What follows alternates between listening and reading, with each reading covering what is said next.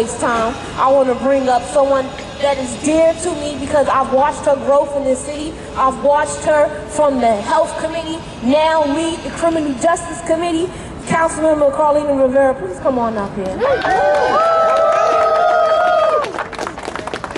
Want me to use this? All right. How we feel today? I want to thank every single person that is here. There are many people that are not here today that have shown up to every single hearing, every rally for the past almost 15 years, saying that we should end the practice that is recognized by people, by families, by human rights experts as abusive, as horrific, and as torture. I want to recognize my colleagues, and I know that they're going to be able to say something, and they've been here every step of the way, but the council members have never been afraid to speak out on criminal legal reform and the horrific abuse, the deep culture of this mismanagement and dysfunction at Rikers. They have never been afraid to speak out loud of it. And I also want to recognize a pioneer that's here, former council member Danny Drum, who carried this bill, who in his elected official capacity has probably been to Rikers Island to see for himself time and time again what was going on, so he could be able to relay and convey the abuses that he has seen in practice. So we know that for decades, solitary confinement has been used as a disciplinary tool. But we know that it does not work. And I will tell you that the statistics, if you've never heard a family member speak on someone they've lost in solitary, if you've never been to Rikers Island to see for yourself physical facilities decrepit, a mismanagement of the staff and personnel there, I will tell you that people who spent any time in solitary confinement were 24% more likely to die in the first year after their release from prison than those who have been incarcerated but not placed in solitary confinement. 78% more likely to die from suicide, and 127% more likely to die of an opioid overdose in the first 2 weeks after release.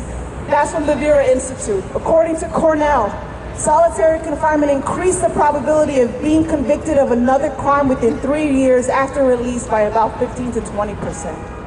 This is not working. This is not rehabilitation. It is not restorative centered approach. It is not holistic. This is not how we view and how we should be implementing public safety. So we are here because we are telling our colleagues, we have 38 co-sponsors on this bill. That is a majority, but we have to make sure that people show up and they speak up and say, it is finally time to end solitary confinement here in New York City. So I just want to thank the advocates once again. You all have guided us. Last year we held a hearing on this for 7 hours. 7 hours in City Hall listening to families speak up and turn their pain into action. Turn that passion into results. And we'll see that tomorrow. Thank you, everyone. Hey, hey, ho, ho. Solitary has got to go. Hey, hey, ho, ho. Solitary has got to go. Hey, hey, ho, ho. Solitary has got to go. Hey, hey, ho, ho. Solitary has got to go. Now, many of you might know her. And we're going to get to the man of the hour. We're going to get to the councilman. But you might have heard her. Where's you, Candy? Come on. I want you to hear from her again. I want you to hear directly from Candy, aka the solitary survivor, a member of the Jail Action Coalition who's been with us for years pushing for this bill. And I'm highlighting Candy because we all have our pain, right? And so it's equal when it comes to how we deal and love on each other. But I want to highlight Candy in this moment and highlight her truth, because when no one was comfortable speaking about how women are held in detainment, Candy stepped forward. When no one was okay with putting their own truth out on the front line, Candy stepped forward. When all of us cringe as we think of not having access to pads, something we need as human beings, Candy stepped forward. And that's not easy. It's easy to step out of jail and try to go on and heal yourself and move on with your life, more than it will ever be to put yourself on the front line, speak of your own demons and horrors and truth, and fight for other people to not go through what you have been through. Candy, please talk to me. Hello, everyone! Free our brothers! Free our sisters! Free our brothers! Free our sisters! My name is Candy, aka Solitary Survivor. I use the alias Solitary Survivor because I spent 1,168 days on Rikers Island. Yes, Rikers Island. And out of those 1,168 days, I spent 1,122 in solitary confinement. I was in and out of the hospital for trying to commit suicide on many of occasions, so 1,122 is an estimate. I was physically, sexually, mentally, emotionally, spiritually, and religiously abused in solitary confinement. People say, ask, but you're free. Yes, I'm free, but the nightmares never go away. That's right. I used to try to commit suicide just to end the torture. The officers would say, hurry up, get it over with. Oh, we have 8 hours till the body gets cold. They would say, ask, you ain't dead yet?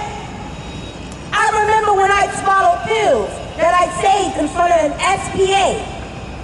Does everyone know what an SPA is? Raise your hand if you don't know what an SPA is. Just let me explain it for a second.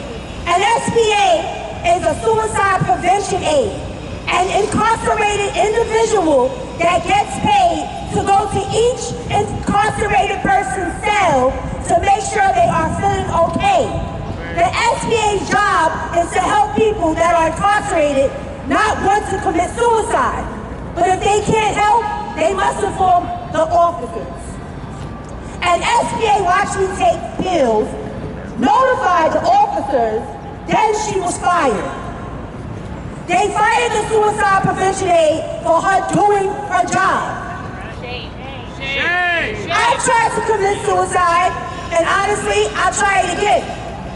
However, every time I tried, God doesn't allow me to die.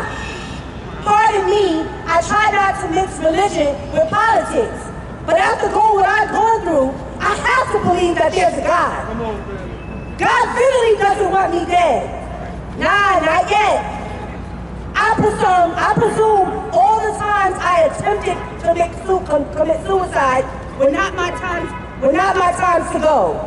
I tried hanging myself in cells by standing on buckets. I assumed God didn't want me to, quote, kick the bucket, unquote. No, it was not my time to go. God decides when we go. God decides where, how we go. It's not our choice. God put us here and will take our souls when ready. I'm here for a reason. I survived for a reason. God put me in solitary confinement so I can tell it all.